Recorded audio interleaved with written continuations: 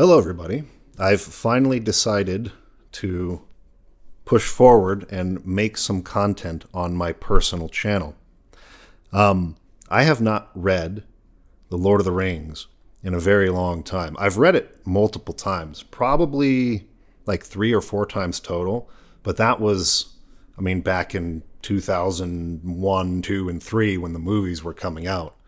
I have read more recently Tolkien works like The Silmarillion. I've read The Hobbit a couple of times, Children of Hurin, Beren and Luthien, and a couple of other things, unfinished tales I have over there on the bookshelf. But it's been a long time since I've returned to the actual Lord of the Rings novels. And so since we're covering the films on our podcast, I decided I wanted to jump back in and kind of make some comparisons to the book. And one thing I've been wanting to do for a long time is some personal analysis on novels, which I don't think fits on the channel.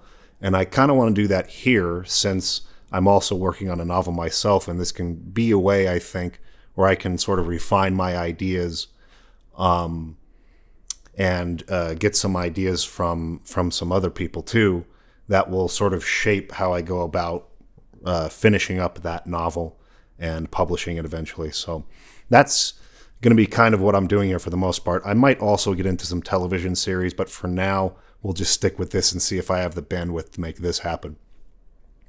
That being said, I think the thing I wanted to look at the most on this particular reading was the prose. I really wanted to focus on Tolkien's prose. There's a sentiment that I've been seeing a lot more of, probably over the last 10 or 15 years. I would say after the popularity of the movies kind of started to slow down a little bit and people were kind of moving on from that. There wasn't as much discourse about Lord of the Rings in the forums and things I went to online as a kid, as a teenager. And when I've seen people talking about it, I've seen people bring up Tolkien's prose a lot and how bad or boring or dull it is. And that just wasn't how I remembered it. And so that was something I was really going to make a focus to really, really look at closely and analyze on this particular reading. And so far, I'm only going to be covering the first chapter today, but so far, I think it's excellent. I think it's really, really, really good. So let's just kind of jump into it here. I was thinking about doing an episode or maybe a segment of this episode on the foreword and on the prologue and things like that. After reading them, I didn't really see the need. I kind of just wanted to get into the story proper. The foreword is interesting in the sense that, Tolkien talks about how he hates allusion and allegory and metaphor. As for any inner meaning or message, it has, in the intention of the author, none. It is neither allegorical nor topical. Other arrangements could be devised according to the tastes or views of those who like allegory or topical reference, but I cordially dislike allegory in all its manifestations and always have done so since I grew old and wary enough to detect its presence. I much prefer history, true or feigned, with its varied applicability to the thought and experience of readers. We've talked about that on the podcast we did on the films, and there's some interesting things that I think are worth discussing there in terms of understanding the intention of the author, and it does that matter, But I think what's really most important is that he was annoyed that people seem to be placing intention on his part to make his novel an allegory to like World War II or something like that. And he didn't like that. He didn't like that people were doing that because he started writing these stories long, long, long before that war started. He mentions that chapter 2, which was my favorite chapter I've read so far, was actually written before The Hobbit was published. The crucial chapter, The Shadow of the Past, is one of the oldest parts of the tale. It was written long before the foreshadow of 1939 had yet become a threat of inevitable disaster, And from that point, the story would have developed along essentially the same lines, if that disaster had been averted. There's some interesting tidbits in there, but nothing that I really wanted to dive into necessarily. And then the prologue itself is not written in the same way as chapter 1 and beyond.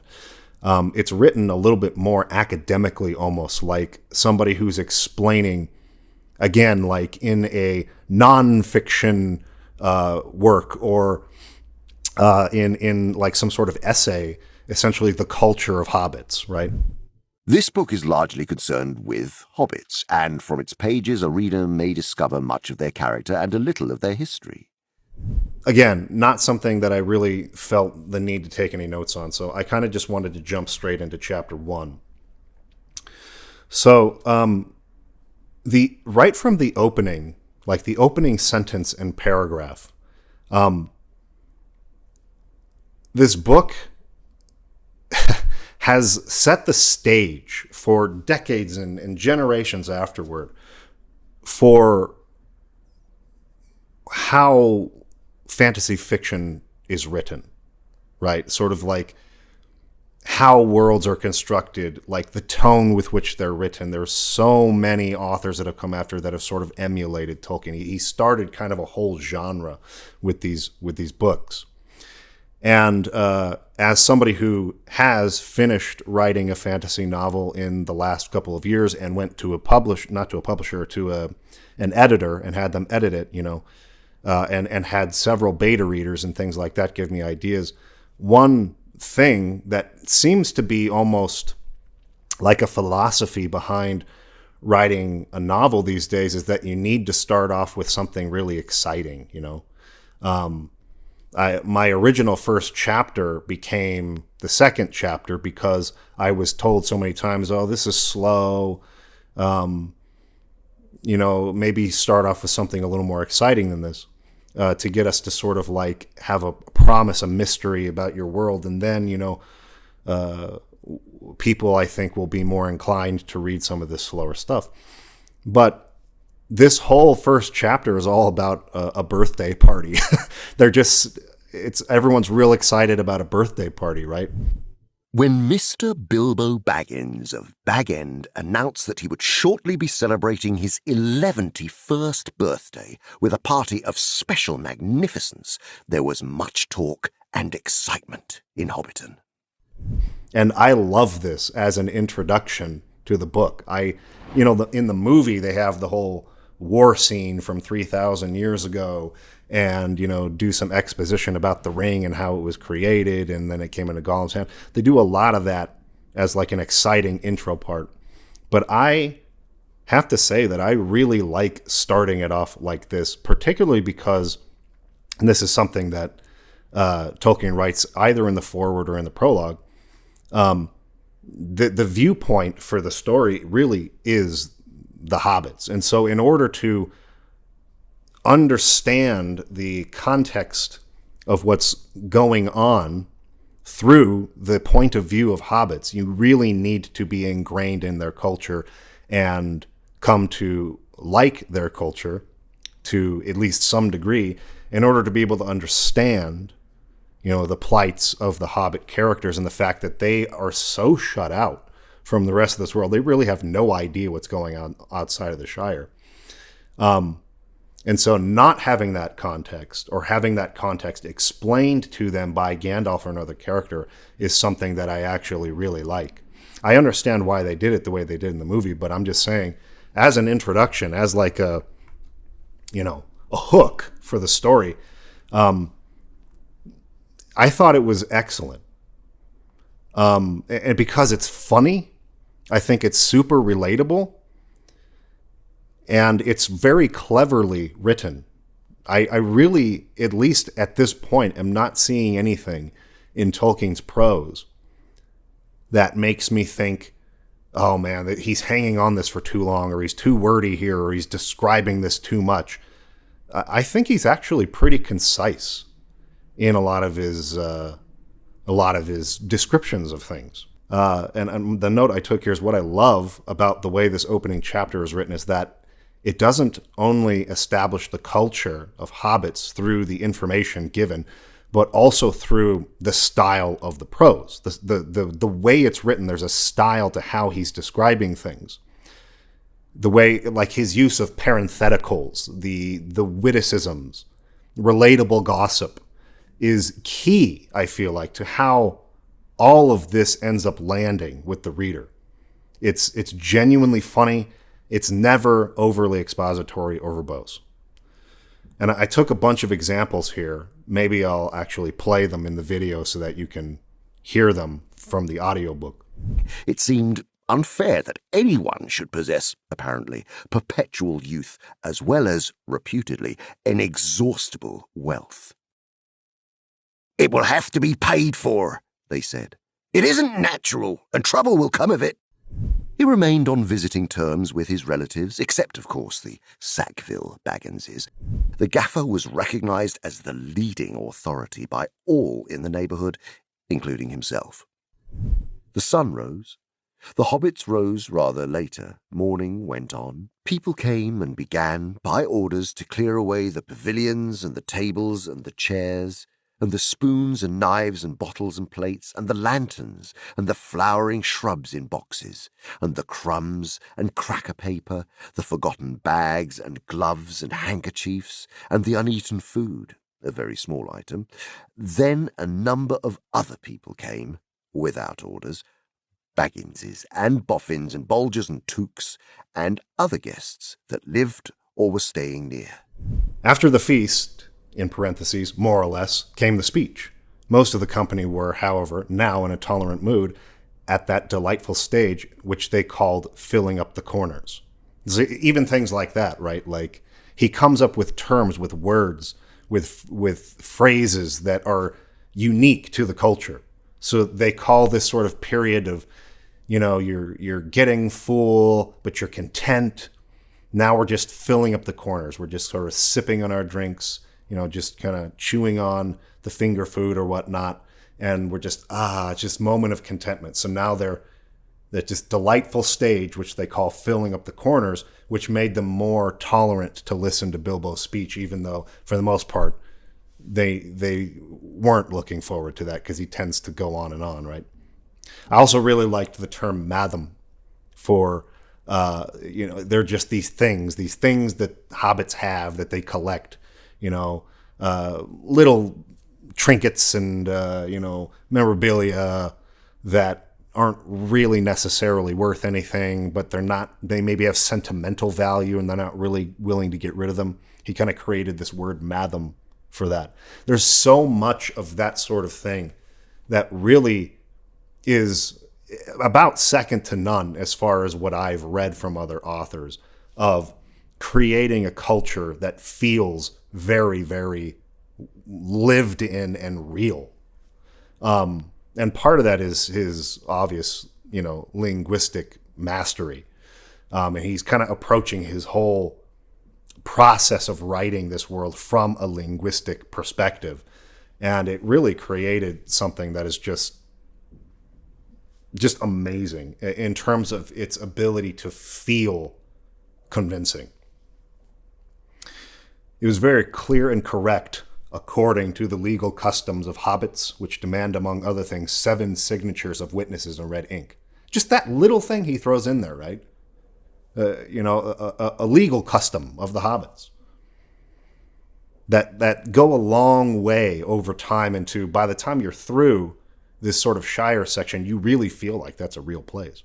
So I feel like the mystery that's being introduced here in this first chapter has to do with the fact that Bilbo has not aged since the time of The Hobbit, which has been over 50 years at this point, 60-something years, right? 61 years, I guess. Time wore on, but it seemed to have little effect on Mr. Baggins. At 90, he was much the same as at 50.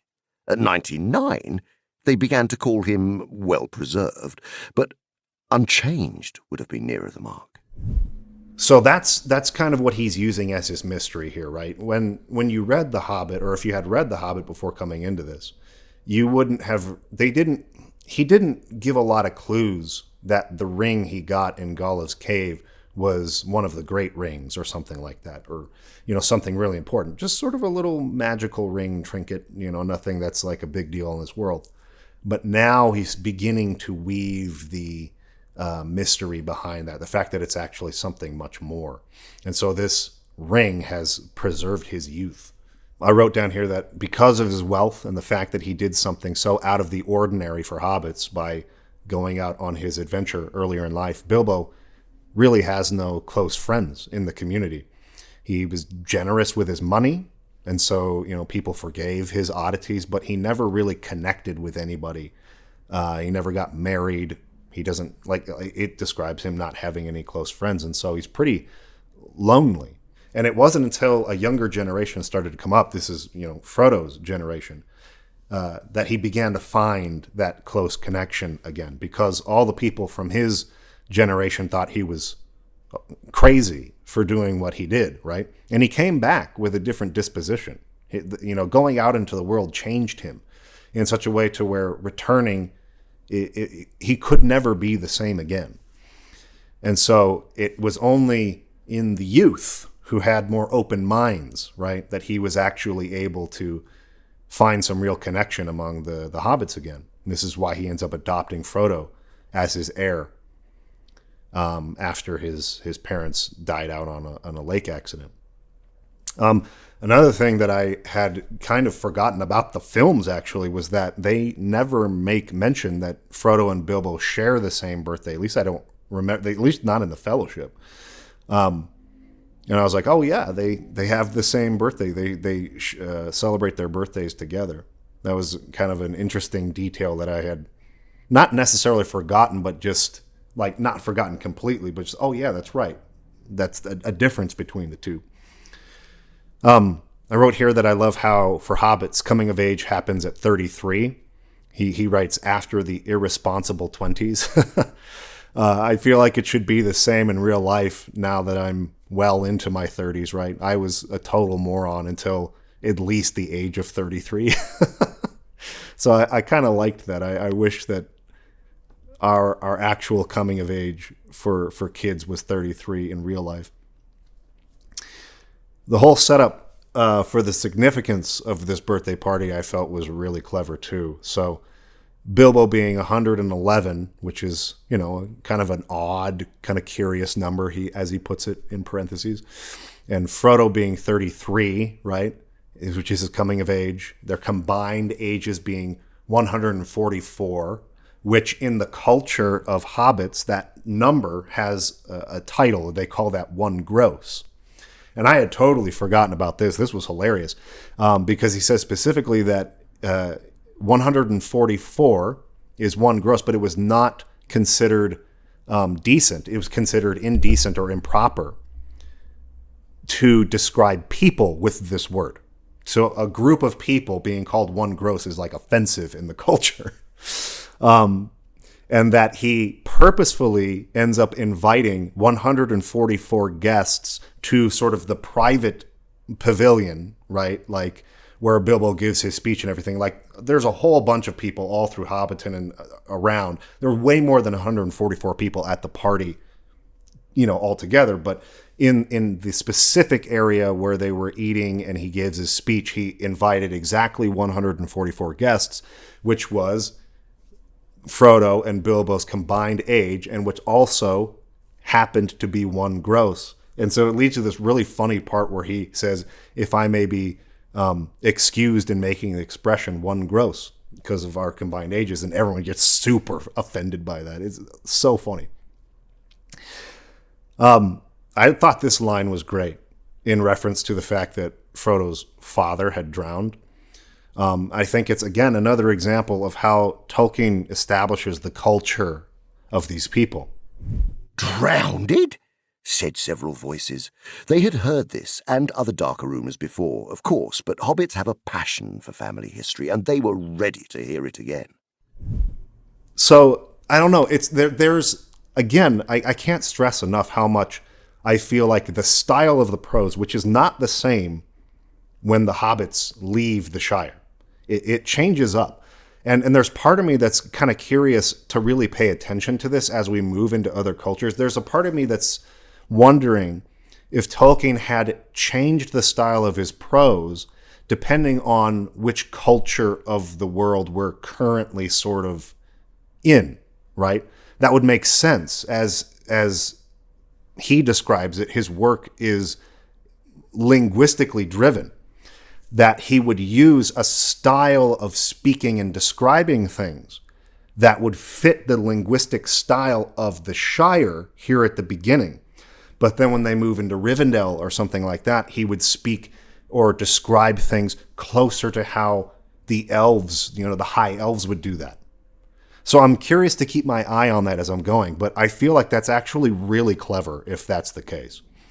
I feel like he's adjusting his prose to match the culture we are currently in. So I'm going to be keeping my mind on that. But that's what I loved so much about really paying attention to the prose for this opening chapter, was that he's writing his descriptions as if he were a hobbit, linguistically. And I thought that was extremely clever. Another note I took here is the dialogue is so good, again, at establishing the culture of hobbits. The non sequiturs, unnecessary detail, the style of speaking, etc. She was our Mr. Bilbo's first cousin on the mother's side, her mother being the youngest of the old Duke's daughters. And Mr. Drogo was his second cousin, so Mr. Frodo is his first and second cousin, once removed either way, as the saying is, if you follow me. I thought that was great. Of course, it goes without saying that the naming conventions of all the towns and the regions are so appropriate to each culture. So you've got terms like Mickle Delving, the West Farthing, Buckland, Bag End, the Shire, Bywater. All of these names really feel like they're derived from the same linguistic lineage. And this is true of every area and every, kingdom, every culture in the world. The way that he names things really feels like it belongs to those cultures. I love this line and how it establishes just how old Bilbo is. So the gaffer is described as being old, like he's a really old guy. And his son, Samwise, one of the main characters of the story, has taken up most of the manual labor that the gaffer used to perform because he's getting too old to do it. And then he says this. I saw Mr. Bilbo when he came back a matter of 60 years ago when I was a lad. So even just small things like this really build upon that mystery, that hook I was talking about the peculiarity of Bilbo's age and the fact that he's so old but he doesn't look like that.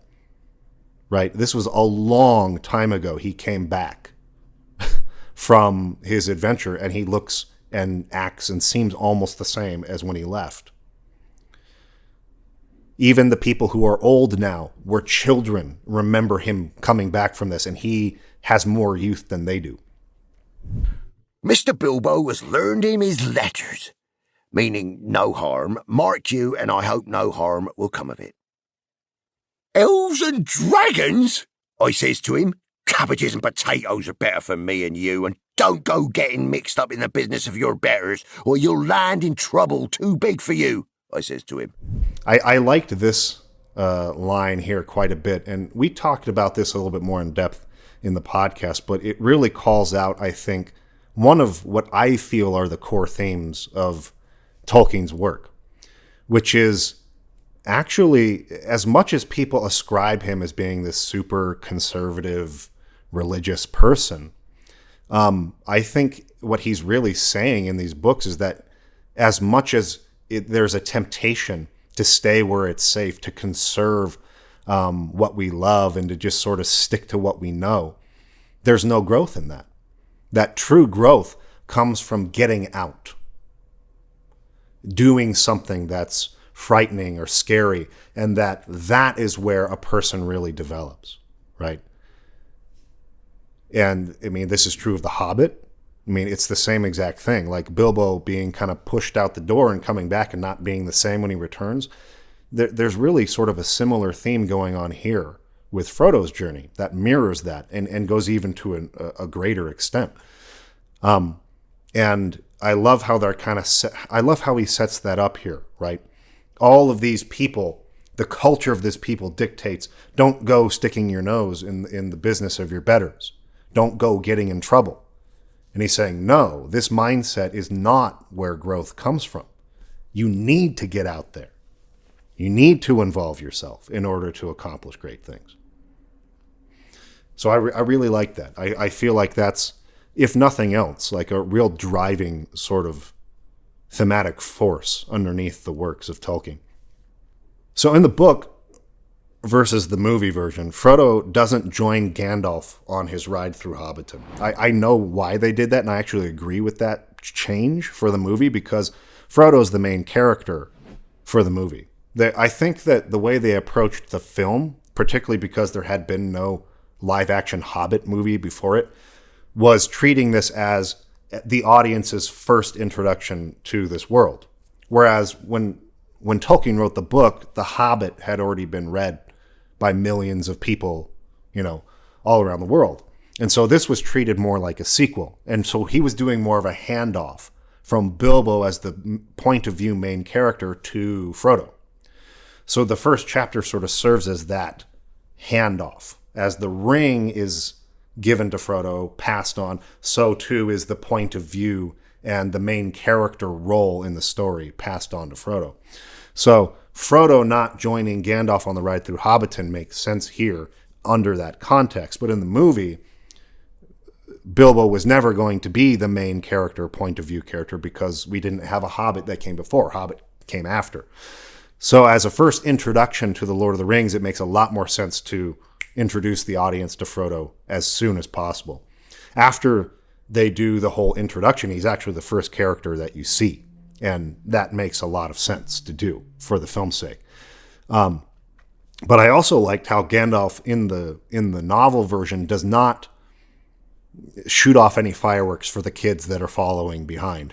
Again, in the movie, I liked the way they did this because it was all about doing the same thing. It's following the same spirit in the film because that section is all about describing, building, showing you the culture of hobbits. And so when it goes off, you have the old guy with the scowl, right, who laughs, and then when his wife looks at him twice, he has to kind of start scowling again. That shot accomplishes similarly what some of this dialogue I read from the gaffer establishes in the novel. So both things achieve the same end of introducing us and showing us the culture of hobbits, which is so necessary and important for this point of the story, just in different ways.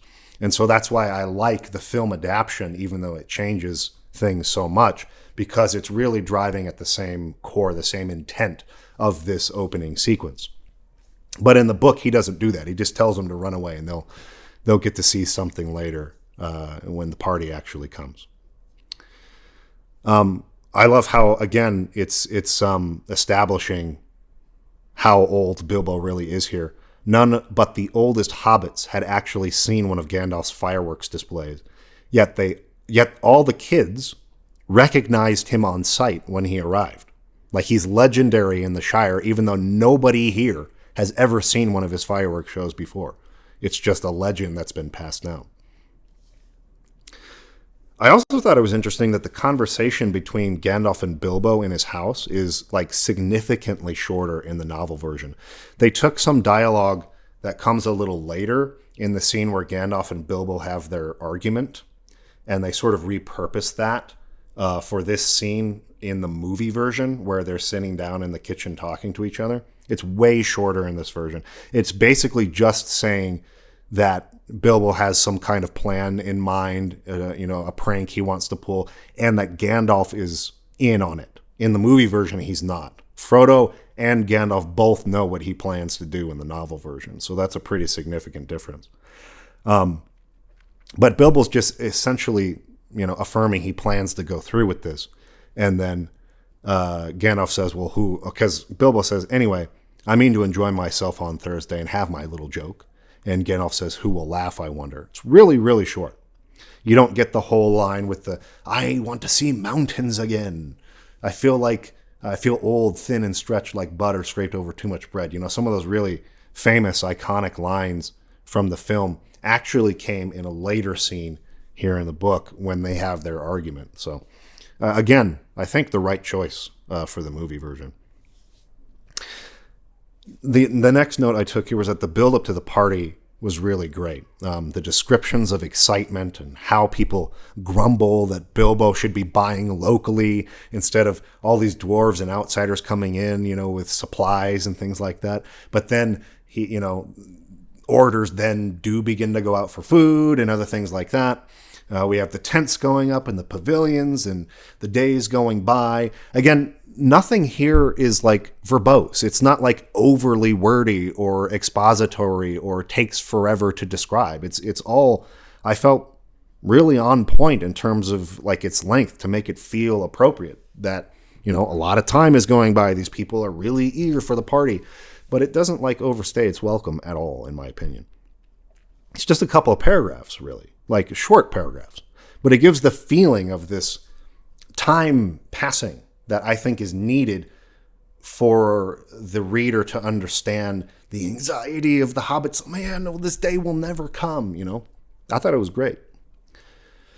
Next note I took was that there was more good culture building here. So hobbits give presents to others on their birthdays. So because of sort of the way the society is structured, it's almost like, people having birthdays all the time. And so there's a good chance that any person sort of living in that region would be presented with a gift like once a week on average in the Shire. And yet they never get tired of them. So that was kind of an interesting little spin as far as, again, building the culture of the place. Just little details he puts in. It's nothing that, 3 paragraphs long a description. It's just a little thing. But it really goes a long way, like I was saying, to helping the reader get ingrained in that culture and understanding it really well. The only part of the prose that I will say in this whole chapter that I felt was a little weird was from this line. He said he's describing the firework where when the Smaug dragon comes out, right? His eyes glared down, there was a roar, and he whizzed 3 times over the heads of the crowd. They all ducked, and many fell flat on their faces. The dragon passed like an express train, turned a somersault, and burst over Bywater with a deafening explosion. It was that turn like an express train. Again, I feel like his prose everywhere else comes from like a linguistic heritage of hobbits in the Shire. And express trains don't exist in this world. So it seemed like a strange term to put in there to make that sort of analogy because the people of this world they wouldn't understand that term, express train. That's the one place where I felt like that feels a little out of place. So another great example of the prose establishing the culture of the hobbits. "My dear people," Bilbo began, rising in his place. "Hear, hear, hear," they shouted, and kept on repeating in chorus, seeming reluctant to follow their own advice. I thought that was great. I love the proud feet line. That's in the movie, too. It's one of the better, I feel like, moments or lines, funny lines from the movie. So I took this note about 1 gross again, although I've already kind of gone over that. The invitations were limited to 12 dozen, a number also called by the hobbits 1 gross, though the word was not considered proper to use of people. So that was a setup for a joke he's going to have later. "Together we score 144. Your numbers were chosen to fit this remarkable total. 1 gross, if I may use the expression." No cheers. This was ridiculous. Many of the guests, and especially the Sackville Bagginses, were insulted, feeling sure they had only been asked to fill up the required number like goods in a package. 1 gross indeed. Vulgar expression. Just It's just hilarious. It's hilarious. It's so funny the way that this is written. It's very clever. Again, the setup to that payoff as far as the joke was excellently handled.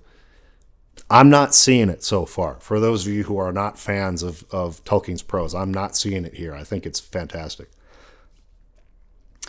My next note, I love the way Tolkien describes the turning of the audience's mood the longer Bilbo goes on. So they were all dreading this long speech, right? They tried to interrupt him at the end of one part of it and then got annoyed, right? So it sort of progresses from dreading the speech at the beginning and trying to interrupt him, right, and sort of end it prematurely, to then sort of turning around and being like, okay, he's saying all the right things, and then they slowly start to get frustrated, annoyed, insulted, and he describes these things in really funny ways. And this is the kind of thing that, again, you can only really get away with in this sort of novel, omniscient narrator, sort of prose, describing the thoughts of the people. You can't do that in a movie. So I really appreciate both versions, the movie version and the novel version, for different reasons. But I like how in the novel, Gandalf lights a firework right as Bilbo puts on the ring and disappears, in order to make it seem less suspicious and to put the blame on himself. Oh, it was Gandalf who did this, right? He knew what was going to happen, and he intervened in the novel to keep the ring a secret. And I thought that was really clever. It paints Gandalf's character as having a lot of foresight. And not that the movie version doesn't, but I liked this. In the movie version, he was surprised when it happened. And it makes a lot more sense to me to do it this way, as far as not letting rumors spread. Oh my gosh, he literally just disappeared in front of our eyes. No, it was Gandalf's fault. I thought that was a lot more clever, actually.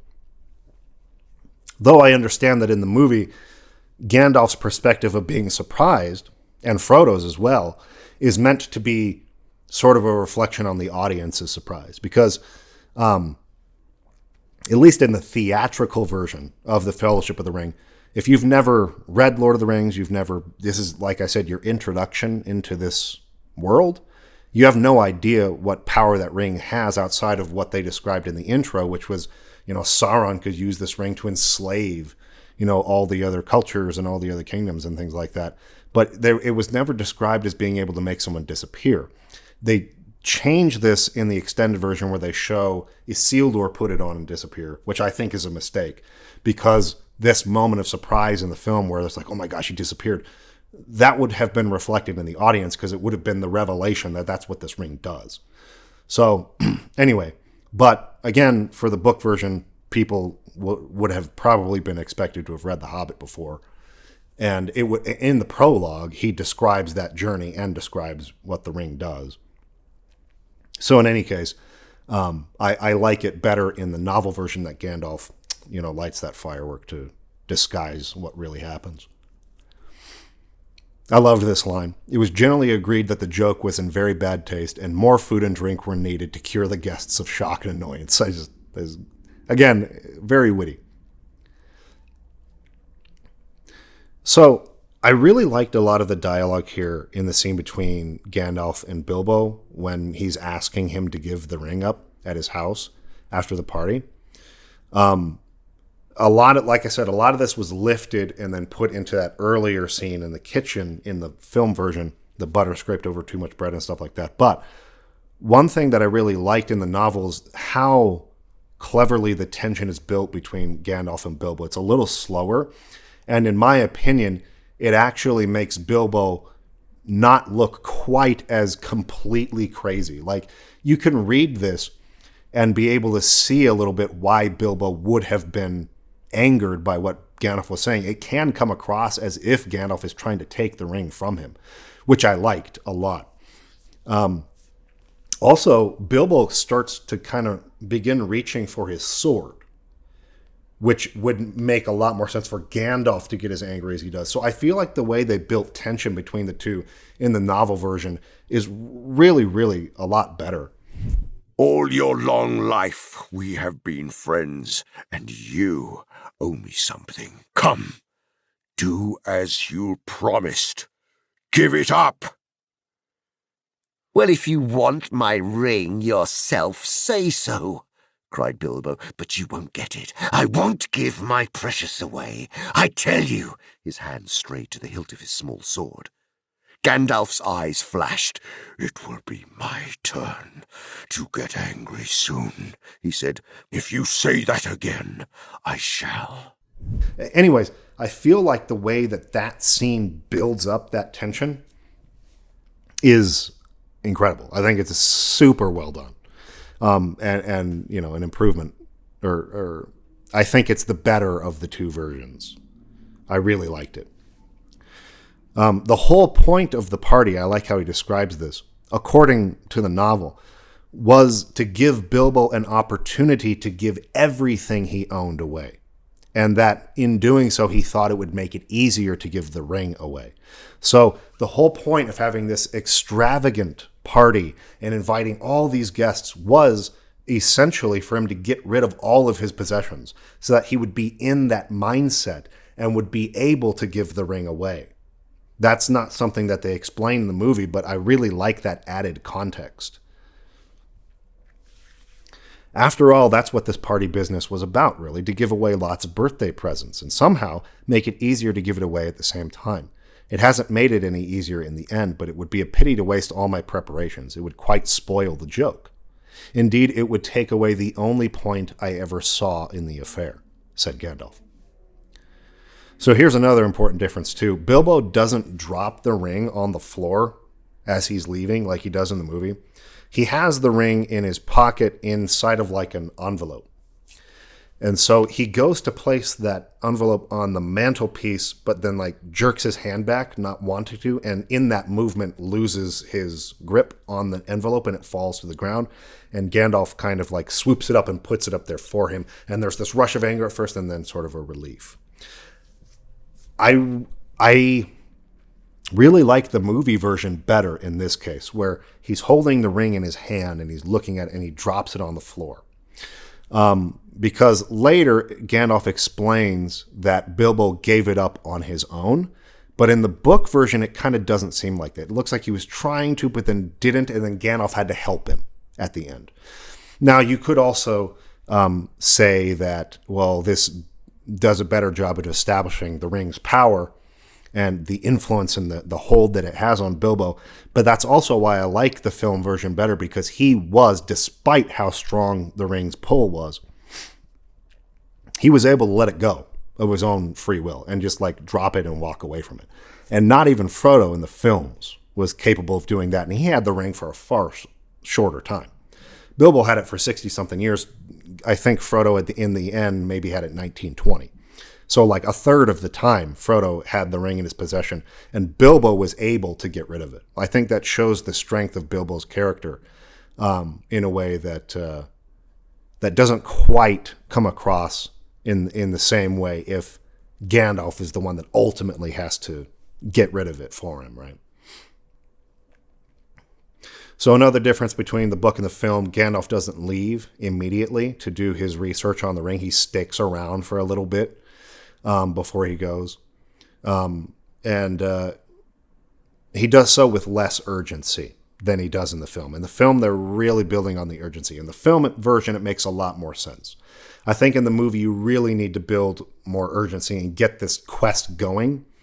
But in the novel, I like it this way. So this is one of those things where I kind of like both versions. I think they both work for the medium in which they appear.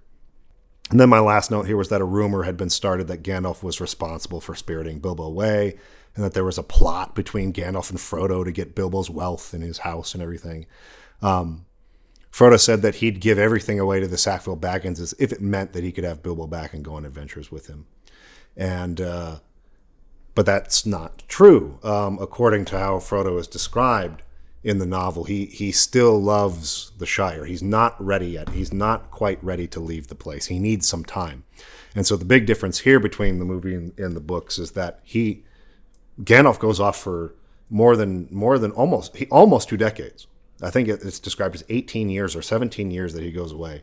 And Frodo just lives there in the Shire for a long time. And it takes time for him to kind of be ready to go. And even in the end, he ends up not really being able to do it. He always thought he wanted to go on adventures like Bilbo, but it turns out he's not actually the same.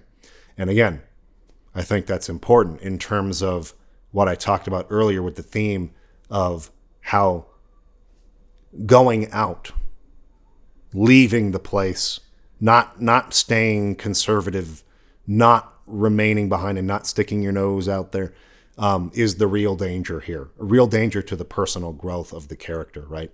And Bilbo, he was shoved out the door a little bit, but in his heart, he really wanted to do it. He really wanted to go out on adventures, but he was just conditioned by the culture to not want that. Frodo's a little bit different. I think Frodo, having grown up with Bilbo, has not been conditioned by the culture in the same way that Bilbo was. But he's finding himself less willing to leave. And so, interesting difference between the two, and maybe I'll touch on that a little bit more as we go. But that was it for the first chapter. Next week, I'll come back and do chapter 2. Hopefully you guys enjoyed it. Let me know what you think in the comments, and I'll see you next week.